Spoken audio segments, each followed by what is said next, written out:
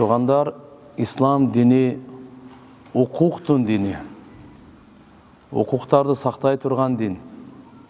Боорукерликти үйрөткөн, адилеттүүлүктү орноткон, достукту бекемдеген, тазалыкты, жөнөкөйлүктү, уяттуулукту, кичпейилдикти, адамгерчиликти үйрөткөн дин ислам дин.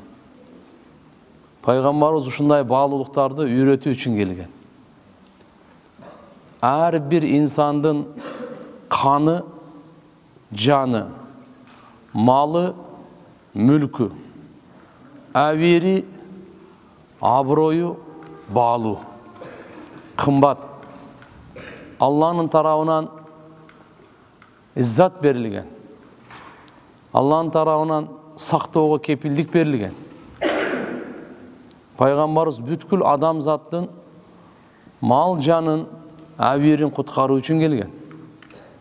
Зулумдукту көмүш үчүн келген. Зордук, зомбулукту жок кылыш үчүн келген. Адамгерчиликти орнотуу үчүн келген. Туғандар, эми тагдырда бар экен, өткөнгө салават, афалла амма салаф, бирок жакшы көрүнүш болбоду. Мына өткөн жумадагы, ушул жумадагы болгон окуя жакшы көрүнүш болбоду. Ыймандуу кишинин кыла турган иши маселе. Адилеттүүлүк туганчылыктан бийик турат. Достуктан бийик турат. Улут уруудан бийик турат. Адилеттүүлүк. Пайгамбарыбыз саллаллаху алейхи ва саллям Алла Таалам дин берди. Бири-бирине райымдуу жашасын деп. Бирок ушул 5-6 киши, 5-6 акмактын себебинен жүздөгөн киши жабыркаганы бул исламга такыр туура келбейт. Алла разы боло турган амал болгон жок. Ахирет курула турган амал болгон жок. Өнүгүп, өсүп, мындайча айтканда өнүгүү жолунда өсүп аткан мамлекеттинчи бул аброюна туура келбейт да бул. Аябай жакшы кылдат менен караш керек. Же биз даяр эмеспиз. Өз ичинде эле алхамдулилла өтө деле көп эл эмеспиз. Бирок эгерде ошончолук конокторду же болсо окуучуларды, студенттерди жана башка кабыл албасак, алдын ала эле караш керек да. Раз мисал ошолорду мамлекетке киргизип алгандан кийин айтат. Өз учурунда реакция берип тезирээк неме кылганда мынчалык болбойт эле. Албетте, кылмыштуулук кылдыбы, жазасын срочно алыш керек. Ким кылмыштуулук кылдыбы, айвандык кылдыбы, срочно жазасын бериш керек.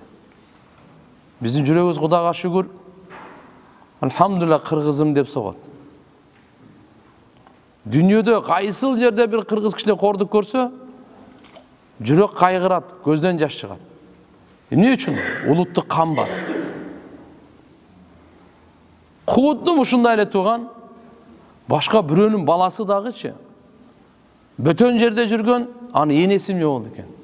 Жөн уктап атса, келип темир менен таап кетсе. Жөн эле уктап атса. Апасы эмне деген дуаны кылды экен? Мушташкандар бөлөк, тиштешкендер бөлөк, акмактар таптакыр бөлөк, жабыркагандар буякта бөлөк.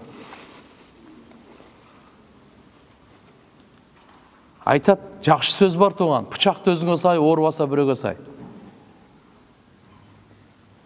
Ар ким өзү коюп көрүш керек. Менин балам чет мамлекетте студент болуп окуп атса, бир 5-6 акмактын себебинен мен балам эмне үчүн жаракат табыш керек? Эмне үчүн инвалид болуш керек менин балам?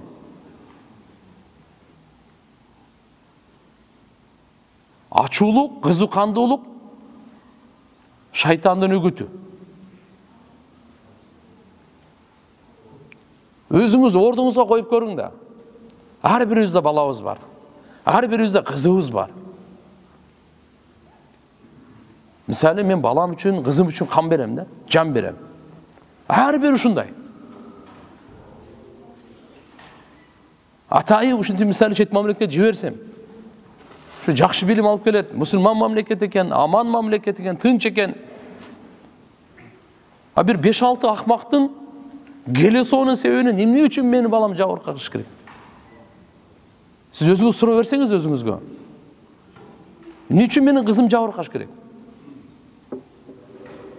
Эмне үчүн зулумдук жеш керек? Жөн эле кетип баратса, аркасынан бир чапса, оюнда деле жок. Билбейт эмне болгон. Амандык каякта? Коопсуздук каякта? Укук каякта? Адамгерчилик каякта? Адилеттүүлүк каякта? Куранда Алла Таала айтат, туура. Мисалы, ким ошондой кылган болсо, анын жазасын бериш керек. Ким баштадыбы, ким ушундай кылып атабы, ошонун жазасын бериш керек. Бирок мынаныкы эмес да. Бирөө бул жактан урса, сиз башка бирөөнү эле уруп атсаңыз, мындай болбойт туугандары. Бул ыймандуу адамдын кыла турган иш эмес. Ахиреттин ойлогон, кабырын ойлогон кыла турган адам иш эмес. Таптакыр иш эмес. Алла айтат: "Ва ла та'таду, инналлаха ла юхиббул му'тадин." Аша чаппагыла. Аша чапканда Алла жек көрөт. Адилеттүүлүк. Бир жолу урса, бир жолу урайын. Тишими сындырса, тишиңи сындырам. Көзүмү чыгара койсоң, көзүңү чыгара коем. Колуму сындырсаң, колуңу сындырам. Путуму сындырсаң, путуму сындырам. Жанга жан, канга кан. Мүчөгө мүчө. Курандын чечими. Бирок эмне үчүн бул бирөөгө мен бул жерден бешөөнү чалышым керек?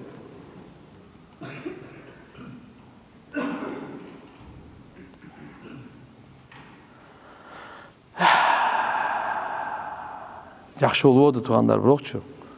Ошон үчүн иншалла карап, иманыбызды, амалыбызды бекемдейли. Пайгамбарыбыз саллаллаху алейхи вассаламга жүз көрсөткөн учуру бар.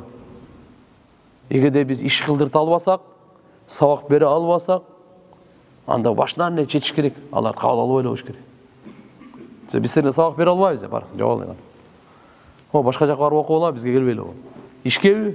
Жок, биз өзүбүздүн ашыкчасы менен жетиштүүбүз, бар. Эмне кыласыңар иштеп? Иш кылдырганга да өнөр керек. Ишти кылдыртып өнүкпөйлү. Өзүбүз иштейли. Иштебейбизби? Иштебейбизби? Аны бирөө иштетейли. Дубай бар го? 15%ге жетпейт өзүнүн калкы. 85% иштетет. Иштасызбы? Өзүнүн местный калкы 15%ге жетпейт. 11, 12, 13 мүнөт. Ошон үчүн миллион ишти ишке салып койгон. Биз ошол дубайлыктардан акылыбыз кемби? Же жаралыбыз кемби? Эгер ага азырынча жөндөмдүүлүгүбүз жок болсо, уровень жете элек болсо, көрпөгө карап путунсун дейт кыргыз. Анда биз абалыбызга карап иш кылайлы да. Эч кимдин рызкысын эч ким талаша албайт. Алла ар кимдин рызкысын өзүнө жазган. Сиздин рызкыңызды ала албайт. Жакшы билип угуп алыңыз. Сиздин рызкыңызды аялыңыз да жей албайт. Балаңыз да жей албайт. Не только Индия, Пакистан, да Бангладеш, да балакаты бар. Рызкыңызды сиздин эч ким жей албайт. Сиз өзүңүздүн рызкыңызды өзүңүз жейсиз. Миграция деп. Биздики канча мисалы Россияга барып иштеп келди. Баары такси өтөт, мисалы Москванын таксинин бардын алды. Ар бирибиз өзүбүздүн ордуна коюп көрүш керек. Ааламда басып жүрө турган болуш керек. Айкөл Манастын урпагы каякта? Ушундайбы? Бул батырлык эмес, билип коюңуз. Бул батырлык эмес, батырлык бөлөк болот. Бул батырлык эмес ал. Бул элдин арасында мен бир гете 7-8 жыл жашап жүргөм да. Эми мындай грубый айткандачы, булар угупса эми мындай которот, тияк-бияк жайылат да. Булар мындай коркок эле эл, эми капа болуп алам, эми аларга тийип калбасын эми мындай. Алар бул мушташканга мындай андай эл эмес. Угуп тур, жакшылап угуп алла. Бизге мисалы бизде кичине каныбызда бар. Кан төгүп тияк демчи. Бул элде эми гайыпты Алла билет го, мен Алланын аманатын айтып коеюн да. Мен бирөөгө тартып тияк аткан кылып аткан жерим жок. Мисалы даже кореецтер болсун, орустар болсун, ким болсо деле мен ушуну айтмакмын баары бир. Бул Индия, Пакистанга бара болуш атат деген кеп жок. Бирок булчу, бул бир мушташа турган андай эл эмес. Булар сөз менен мушташат. Ла. Эң күчөйүп кеткенде мен алардын арасында жашап жүргөн киши катары бала катары айтайын. Тапчка менен баштайм. Тапчка менен. Муну мушташ менен аларда кан чыгаруу деген жок. Бизде мурду башын талкалап бар го. Андай мушташу жок аларда, вообще жок. Мага видеону ушу балдар көрсөткөндө мен көрдүм, аларда да жок. Алар эмес эле. Башка мамлекет, башка улутпу же мен билбейм. Кимкен Алла Таала менен алар Кудай кааласа териштире турган тиешелүү органдар бар. Тактап иншалла акыйкатына барында чыгат го. Бирок биз мына жерде жакшы дуа кылып, адамгерчилигибиз, мусулманчылыгыбыз урушуп кетсе, башын бириктирүү, кимис ошол, ким кылмышты баштаган, ким кылган? Конкретно ошого наказание берип, эгерде ушундайны визасы жок жүрөбү, аны ким карап атат анан? Визасы жок жүргөн болсо. Ал Кыргызстанга кантип кирди андан? Биз сизди дайындабадык беле. Демек сизде экен да андан эмне болду? Ал каяктан кирип жатат анан? Аны карап штрафын берип туруп, аны тепкилеп кордой эле акырында кетирип бер. Акчасын шыпырып алып кой, канча штраф бар экен. Яна акылдуулук менен алып барайлы. Биз өнүгөйлү. Кыргызстанды бүткүл ааламга чыгара турган адамдар сиздер, биздер. Бүткүл аалам суктана турган Кыргызстан дегенде жерине, элине айланайын дей тургандай кыла турган сиздер, биздер. Биздин жаштарыбыз. Мынандай менен, мына көрүнүш менен андай болбойт турган. Азыр интернеттин доору. Bir günde emес, азыр bir saatten içinde бүткүл дүйнө билет. Ким экенин. Жакшы жагыбыздан таанытайлы. Мен тиги ошо кыргыздарды сабагандарды колдоп аткан жерим жок, туура эмес эме кылып жүрбөйм эле дагы. Наоборот, ошолор дең биринчи срочно наказать эчкирели мыналар аны туруп. Бирок андай эмес да. Ошол акмактардын себебинен мына жерде бегүнөө бечара акыркы бир баласы бар. Акыркы дейм да, бир эле баласы бар. Бир уулун атай жиберген. Инвалид кылып кетирсе, элестетсеңиз сиз кандай дейсиз? Эч кандай тиешеси жок ага. Эч кандай тиешеси жок. Эле тилди үйрөнүп эле, окуп эле инвалид болуп кетти. Кыямат күнү кимге жооп берет буга? Ойлобоңуз да, бирөө мындай зулум кылса чушун кете берет депчи. Каргыш деген бар го. Ал бөлөк нерсе, таптакыр нерсе. Ушундай тешип чыгат. Кудайдан коркойлу. Бирөөгө зулумдук кылбайлы. Сиз менен мамилемби? Сиз менен чечем мен. Бул менен эмес. Ата балага жооп бербейт. Алланын алдында дагы, шариаттын алдында дагы, мыйзамдын алдында дагы. Ким кылмыш кылса ошо жооп берет. Кыямат күнү дагы ар ким өзүнө жооп берет туган. Жакшы иш кылсаң, жакшылат. Жаман иш кылсаң, жаман. Атаңдын жаман иш кылганы Кудай сактасын. Апаңдын жаман иш кылганы Кудай сактасын. Бирок жооп бербейт тугандар. Ошон үчүн иншалладан барыбыз да тоба кылайлы, истигфар кылайлы. Өткөнгө салават, бирок жакшы иш болбоду. Жүрөк кейи турган ушундай иш болуп калды тугандар. Эми будан ары кайталанбасын эми. Болор иш болду. Будан ары алхамдулилла жакшылыкка бир чакырып, акыл эстүүлүккө жаштарыбызды эмгекке, мээнетке, илимге, боорукерликке жаштарыбыз машалар мигрант чакырып келип башкарсын. Алар бул жактан келип алып, бекер келип алып жашап аткан, биздин ырыскыбызды талап жеп аткан жери жок да. Ар бир акча менен келген. Акча төлөп жашайт Кыргызстанда. Жегени, ичкени, жүргөнү, жашаганы, контрагы, окуганы, бардыгына алар акча төлөйт, каяктан акча төлөйт. Ошон үчүн башка жерлерден үлгү алайлы. Эгерде иншалла чындап эле Кыргызстанды бүткүл ааламга тааныттырганды кааласак, Ааламдагы эң аман шаары, эң жакшы шаар, эң чырайлуу шаар, эли мындай дегенге бардык жагынан үлгүлүү кааласак, анда турган башка жол менен кетишибиз керек. Мына жол менен болбойт ал. Ошо ким мен ошо баягы ким ошо атайы орган бар бизде. Териштире турган. Алардан чоң жоопкерчилиги бар. Ана мына деп чозо турган нерсе эмес. Ошон үчүн айлык алып атат. Мамлекеттин бардык мүмкүнчүлүктөрүн пайдаланып атышат. Эмне жүрүшөт ошолор? Ошо сразу кармап турушса, барды ошолор жооп беришкен эле. Мынанча көйгөйдүн баары жаралбайт эле. Мен эң ушу жүрөгүмдөн кайгырганым бегүнөө балдардын жаракаттап, токмок жеп калгандары. Күнөөлөрүн эмес. Алар өзүнүн жазасын алыш керек. Ишөкө алыш керек алар. Чүнкү бирок мынандай жүздөгөн балдардын мисалы мындай кылам, бул туура эмес тукандар. Бул жүрөк чыдабайт, эртең кыямат күнү кантип жооп беребиз?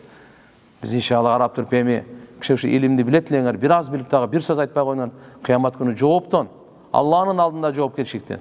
Ошон үчүн иншалла сиздерге аркылуу бүткүл бардык элибизге, жаштарыбызга кайрылуу бул. Ачуулук калтырбайлы. Акылдуу, айкөлүү болуп туруп чечейли. Батыр элдин урпагыбыз, туган. Боорукер элдин, айкөл элдин урпагыбыз. Аны мынандай кеткенибиз ал жакшы болбойт ал. Келечекке мына эми өсүп, өнүгүп, путтап, эл таанып, бүткүл дүйнөдөгү. Мындай болуп атканда мынандай көрүнүш жакшы болбоду. Ошон үчүн Алла Тааладан иншалла кечирим сурайлы. Кимден зулумдук кылган болсо кечирим сурасын. Ахиретте сөп дегенде ар бири биринчи кандан сурак болот. Кыямат күнү эң биринчи адам менен адамдын ортосунда пайгамбарыбыз айткан кандан сурак болот. Ким кимдин канын төктү? Андан кийин ким кимди кордоду, ким кимди уурду, ким кимдин акчасын тартып алды, уурдап алды. Кийин эсептердин бардыгы. Бирок биринчи эсеп кан боюнча. Канга жооп бериш тамаша эмес. Ачык айтайын мынакей. Мечитте туруп айтайын. Ислам дини тынчтыктын дини, согуштун дини эмес. Тынчтыкка чакырган өлгөнгө чейин чакырабыз. Согушка каршы күрөшөбүз, өлгөнгө чейин каршы күрөшөбүз. Пайгамбарыбыз алып келген, ушу жолду алып келген бизге. Ар бир адамдын каны баалуу. Ар бир адамдын. Канга жооп бериш, ар бир тамчы канга жооп берет. Ар бир тамчы канга. Жаман бул нерсе. Алла Таалам баарыбызга тобабызды кабыл кылсын туугандар. Будан ары жакшы болуп неме көтөйлү. Жаштарга иншалла карап, ачууканды алдырбай, мечиттерди неме кылып, баарыбызга башыбызга сыноо келди. Баарыбыздын башыбызга. Алла Таалам бизди да сынап атат. Сиздерди дагы, бийликтегилер дагы, жөнөкөй элди дагы баарын сынап атат Алла Таала. Кудай кааласа иншалла Аллахым жакшы күндөрдү насип кылсын. Достошуп, сыйлашып жашаганга эмне жетсин. Бунун баары башы бар. Тиешелүү органдар териштирет, коопсуздук улар бар, алар укук коргоочулар бар, башкалары бар териштирет. Эртеги жакын иншалла адилеттүүлүк баары болот, көрөт, эмне болгон, ким кандай болгон, кандай калган. Бирок биз иншалла чекеде жөн турбай, бир жакшы сөзүбүз менен болсун салым кошойлу. Бир жакшы сөз. Хотя бы сиз дуа кыла аласызбы? Дуа кылыңыз сизден суранычы. Азыр бүткүл дүйнөдө эмне гана болуп элатат. Ошон үчүн иншалла бизге алхамдулилла мамлекетибизге тынчтык керек, амандык керек. Бүткүл дүйнөдөгү мамлекеттердин тилинен бизге алкыш керек. Кыргызстанга келсин, көрүп кетсин деп. Биз өнүгүүбүз, өсүшүбүз керек. Ушунда чөлдү, эчтеке жок чөлдү 15% эл, 85% мигрант чакырып алып иштеттирип, биз ошондой мыйзамдарды түзөйлү. Депутаттар эмне отурат? Иштейм дегендерге мисалы турабы? Жакшынакай неме кылып берсин. Машалла. Элибиз жакшы жашасын. Бардыгына башкарып жашасын. Окут, жумуш кылдырт, башкар бардыгын. Неси жаман? Такыдагы буга күч жетпейби? Буга жөндөндүрүк жетпей, дук жетпей, о кереги жок. Анда сразу чоң жок бизге. Алар деле өздөрүнүн мамлекеттеринде жакшы жашай берсин, биздер жашай өтүнчү анда. Эми кейгенин айтасың да. Өзү сабакка келди деген атан капкаяктан эме болуп кетти эми. Я. Эми сурой берип, бар нерседе көрсөтө берип, эме кылып койду да. Эмне дейсиң анан эми? Кеде ыйлайсың. Я Алла деп эми. Баягыларга ыйлабайсың го, просто баягы бегүнөө балдарга, тияктагы ата-энелерине, башкаларына эми ар бирибиздин бала чакабыз бар да. Биз алхамдулилля таш боор эмеспиз да biz. Biz musulmanбыз. Biz boğru kerelibiz de.